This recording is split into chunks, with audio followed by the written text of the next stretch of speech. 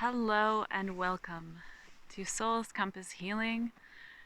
My name is Brianne Lazinski, and I am here offering services of spirit. I offer evolutionary astrology readings combined with energy readings and sometimes past life readings. And so my work is very much spirit-led, and I am very much excited to speak with you about this new moon in Pisces happening on March the 10th, 2024. If you're interested in booking a session with me, check out my link to my website. It's in the description below. Now today, I am not sure what's going to come through, to be honest. I don't know if I'm going to. We'll see. I don't know. I'm showing up today as a vessel, and so I'll start off with a few little technical bits to ground us into the reality of the aspects of this new moon.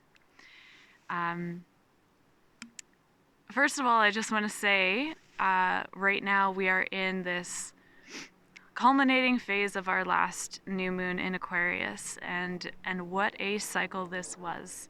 You know, I'm not going to repeat myself, but all of these themes, don't mind the helicopters, sorry, I can't help it, are going to be continuing for sure, and will be even more highlighted on our next new moon in Aries, which is a total solar eclipse. But let's stay in the here and now. This new moon in Pisces is conjunct Hygeia, Neptune, Saturn, and you could even throw in there Mercury. So Mercury is entering the first degree of Aries, I think the day before the new moon or something like that. And so this is interesting. The new moon is trine the north node of Pluto. We also have Mars and Venus, as I've been talking about. They are still in the conjunction aspect in this new phase-al relationship with each other, and they are going to be breaking away from that conjunction aspect on March the 14th, so just a few days after this new moon in Pisces. And so we've been probably experiencing very spontaneous, don't even need to think about it, new responses and ways of relating to ourselves and others. And before I get too carried away, I just want to speak to, or I guess further define, and maybe I've done this before, but I feel like there's still questions around it. When I talk about relating dynamics or relating patterns, I want to be really clear that I'm speaking about how every relationship that we have, whether it be with a coworker, a parent, a friend, a partner, there is smoother roads, so to speak, to sort of go down with certain people, right? Sometimes it's a well-trodden path that when two people in a relationship are angry at each other, they give each other a silent treatment. And that's just the easy, unconscious road of how to deal with conflict, right? That's a relating pattern. That's a relational dynamic. There are sometimes, yeah, I don't know. I could think of a million different examples, but essentially what I'm getting at is that these relating patterns are formed and are co-created within and through relationships. Okay, it doesn't just happen on its own that it's like this. How we relate to ourselves inwardly greatly affects the relating patterns that we co-create with others. For instance, if I have extremely low self-esteem, I am more likely to allow the co-creation of a relating pattern with somebody else for there to be a power over me type of dynamic, right? Where the other person has an easier time making decisions that impact the both of us, without me having a say, for example. So there's, again, I could come up with lots of examples, but I want to give a couple of concrete ones just to kind of bring it a bit into real life and a bit into perspective of what I'm talking about when I'm talking about relational patterns and relating dynamics. And you might have noticed that I used the word unconscious for these sort of roads easier traveled, because typically that is how it goes, right? We develop these relating patterns that are our unconscious go-to, because we're all humans that have a million things going on. And so it's just easier to keep this relationship functioning in a certain way, right? Like when person A has a mental health crisis, person B is just going to drop everything on their plate and run to person A and pick up all of the slack for the family, or whatever the situation is, right? Like it's gonna be something that these unconscious patterns typically are something that keeps the peace in the relationship, okay? Where it's like, I'm just going to do this kind of without even thinking about it because I just want this relationship to keep functioning, you know? The kids have to be fed, they have to go to bed, whatever the situation is, right? And so when I'm saying all of this, in no way, shape, or form am I shaming or judging people for this. Are you kidding me? This is like the hardest stuff of life. And so, yeah, it's, I'm just pointing to what I'm talking about. And we all have our own capacities and desires, really, of working through this stuff, or not, and that is okay. So yeah. Anyways, that was a long ramble. I don't know what that was. Anyways, so yeah. This, while I'm talking about that, actually, I just want to note that we are 2 months away from the halfway point of this North Node Aries, South Node Libra action.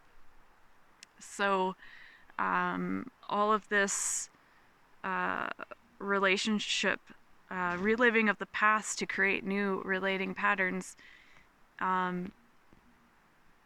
we're almost halfway through it, folks. And what comes after that? North Node Pisces. So on this new moon in Pisces, I feel like is a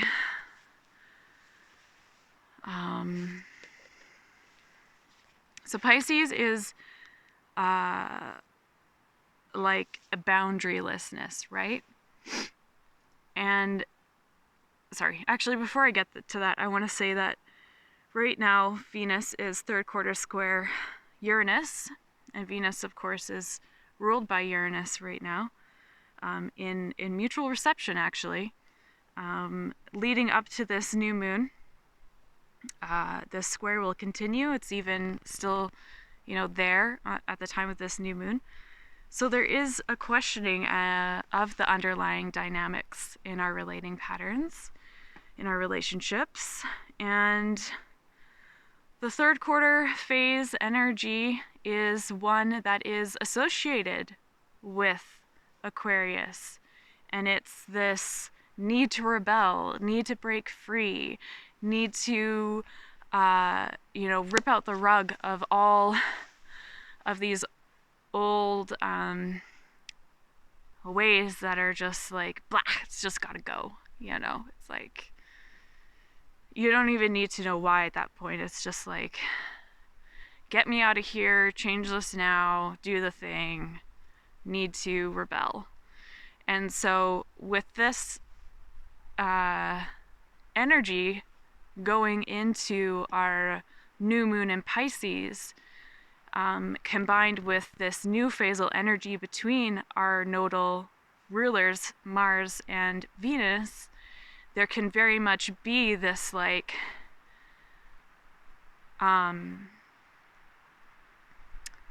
this heightened sense of like, I am doing it differently.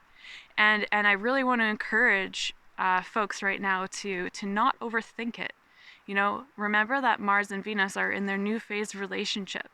So this is instinctual. This is spontaneity. This is, just doing the thing. And so,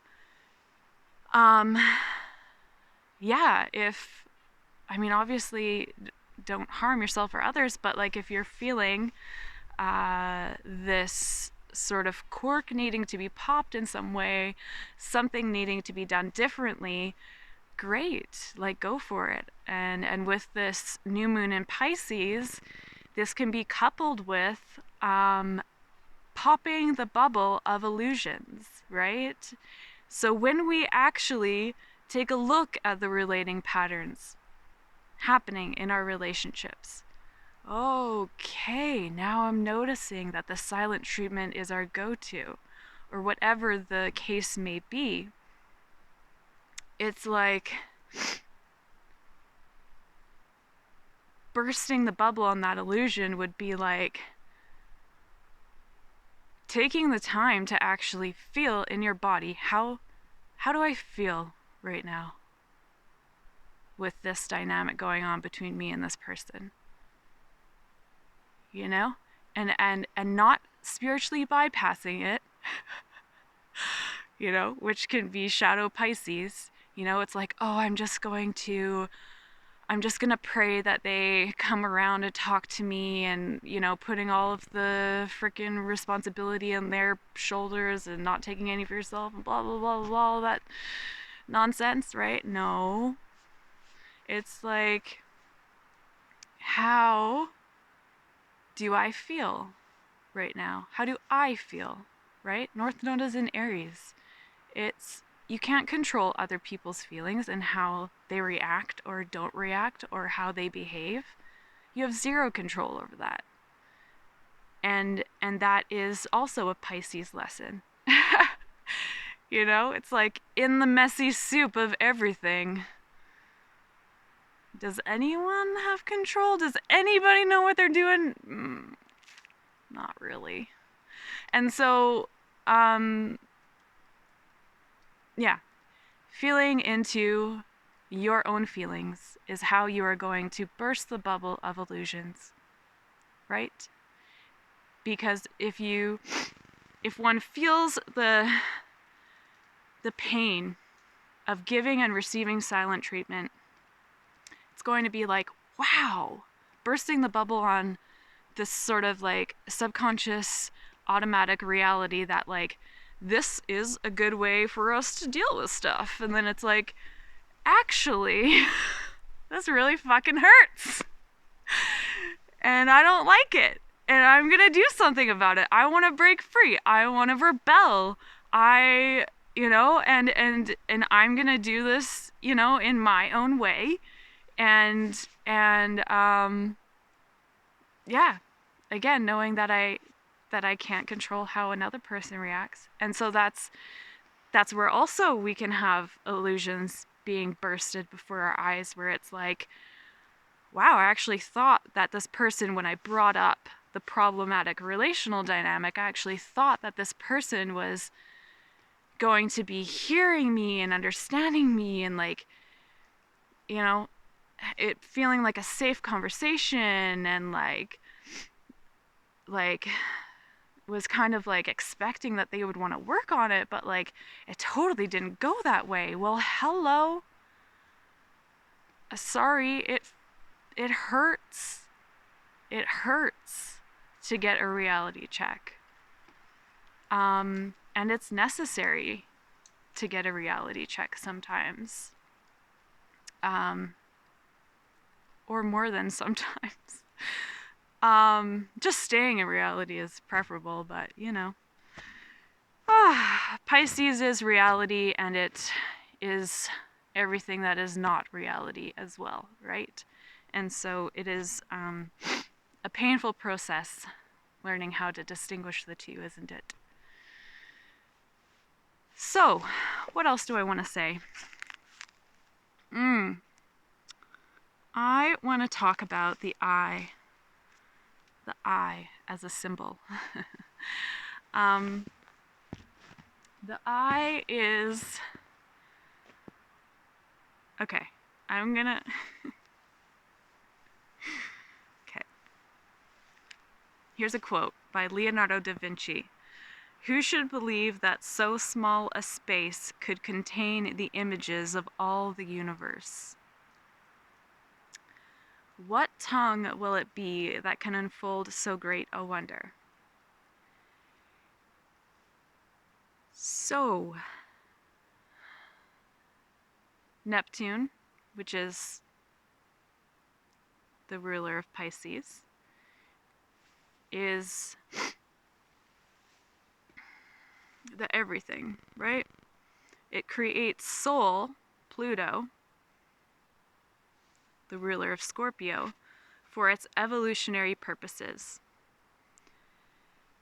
Just as Sol creates human ego, or individual humans, which is the moon, ruled by Cancer, for its evolutionary purposes. This is the water trine in the zodiac, folks. Okay, so to see into the soul of a human, we look into their eyes. And in some highly evolved souls, we can see more than just their individual soul in there, can't we? Sometimes we can see God or things that are unexplainable. And so this brings us back to the eye of God being all of creation. And I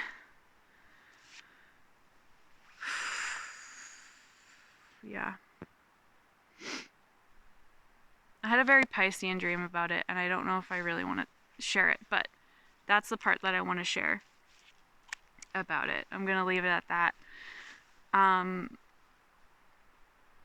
The eye of God that contains everything. All of these universes upon universes upon universes, completely unfathomable to the human capacity to comprehend. Completely unfathomable. And so, what a gift it is to look into another soul's eyes and to see glimpses of that mystery, of that wonder, of that which brings us to awe of the unknown, and brings us to humility of what we can perceive, yet feeling the pull of that that vastness, right? So,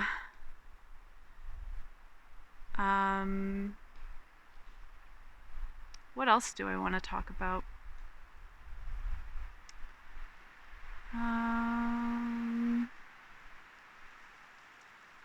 Yeah. So it's a magical day in the forest. Got these wind gusts making it all snowy and pretty. This moon is in the third quarter square to Vesta in Pisces. So,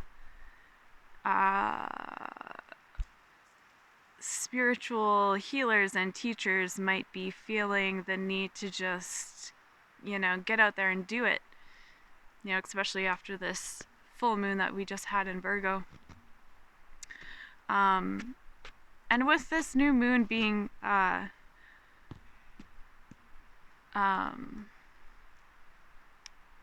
conjunct Hygeia and Neptune and Saturn, it's like Saturn being in Pisces is this. Has anyone felt like time is elusive lately? Like it's so elusive, it's so fast and can't really figure out the rate and pace of it. That's Saturn in Pisces. And with this new moon leading us into the very powerful solar eclipse that is going to be initiating another major cycle, as all eclipses do. And we also have a lunar eclipse in Libra this month, right? So as I'm talking about this new moon and I'm seeding the month to come, I'm aware that there is a full moon lunar eclipse in Libra where we might be getting another dose of past relating dynamics. And so this new moon with Hygeia being there, though Hygeia is the one that's like, all right, rip open the closet doors, let's see all the skeletons. Come out, come out, skeletons, one by one. Let's check y'all out. Let's shake off the cobwebs. Let's see who needs to go and who can stay, and this really is a time where a lot of us are probably going through a reflection of our relationships in terms of who can go and who can stay. What am I willing to put into relationships in terms of what are we mutually giving and receiving through this relationship? Is there mutual giving and receiving? Is it a one-ended bargain, a one-sided story? Then these relationships are going to start to feel very dull and like, just skeleton in the closet, get it out. So, if you're feeling that, if you're feeling like there's some hard decisions to be made about relationships and you're not quite sure how to go about it, this new moon in Pisces is encouraging us not to do the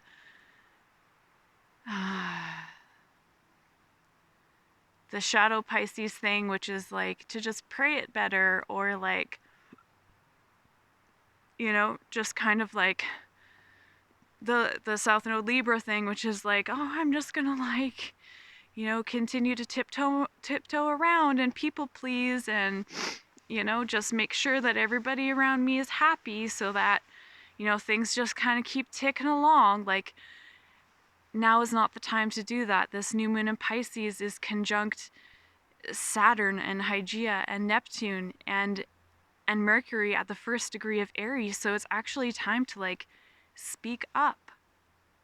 Speak up for yourself. Protect yourself. You don't have to put up with stuff that you are done putting up with. You don't. And I say that knowing that there are very complex situations and relationships, and sometimes it is not possible to not be in relationship with these people that we wish we didn't have to be in relationship with. And so I understand that too. My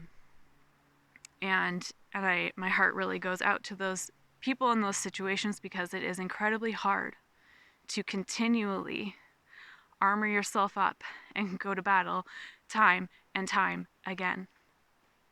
It is so exhausting for the soul. It is so tiring. So if you're finding yourself in that situation, like this Pisces new moon might be more about like, if at all possible, finding some sort of spiritual grounding cord for yourself to just continue to give yourself the life force that you need to continually be stepping up to the battlefield, right? We all need a good dose of of Piscean beauty and wonder and awe and moments of daydreaming and things like that. And so I hope that is available as well, and it may not be, and I realize that too. What else do I want to say? I think that's all. Yeah. There's other aspects going on, but I don't know. Oh yeah. So this moon, actually, there is one other thing that I want to say. This moon is balsamic semi-sextile to Chiron. So again, this is just pointing to the fact that like the next new moon is gonna be North Node conjunct Chiron in Aries, okay? So what else? Oh yeah, Mars is balsamic semi-sextile to this moon exactly, which is pretty cool. Again, illustrating that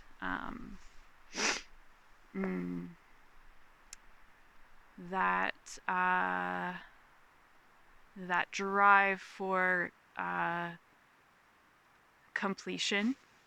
And one thing that I do want to say about that is often Pisces gets associated with the phenomenon of forgiveness, and that that is not necessary for completion. It is it can be the very last final step before full completion, but it is not necessary. And the reason why I'm saying that is to steer clear of this Pisces distortion that forgiveness is necessary, because that rhetoric has caused a lot of harm to people, forcing themselves or feeling forced by others to forgive before they were ready, and that is not trauma informed. That perpetuates trauma. And so, yeah, I just want to say that there's a lot of steps on the healing journey, and forgiveness is not necessarily one of them. It can be, and it can be a beautiful step if it's in alignment with the person's soul. What else? I think that's it. I don't know.